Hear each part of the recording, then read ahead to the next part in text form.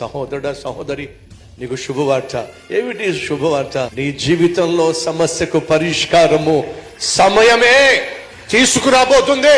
నువ్వు అరవడం వల్ల, కేకలు వేయడం వల్ల, ఒంటరిగా కూర్చుని ఏడవడం వల్ల, దుప్పటి లేకపోతే దిండు కన్నీళ్లతో తడిపేయటం వల్ల నీ సమస్య తీరదు. మరే నన్ను పిలిచిన దేవుడు నమ్మకమైన వాడు, వాగ్దానం చేసిన నమ్మకమైన వాడు. ఖచ్చితంగా నా జీవితంలో కలుగు చేసుకుంటాడు. నా కన్నీళ్లు కొట్టేస్తాడు, నా అవమానాన్ని తీర్చివేస్తాడు. తగిన సమయంలో నన్ను కూర్చోబెట్టవలసిన చోట కూర్చోబెడతాడు, చేర్చాల్సిన గమ్యానికి చేరుస్తాడు. నా జీవితంలో నేను కన్న కలలు సాకారము చేసే దేవుడు నా జీవితంలో అద్భుతము చేస్తాడు. ఎవరు ఎదుటైతే నేను తలదించుకున్నానో వారు ఎదుటే నా దేవుడు నా తల ఎత్తే రోజు ఒకటి రాబోతుంది అని నువ్వు నమ్మినట్లయితే నువ్వు చేయాల్సిందేదో తెలుసా?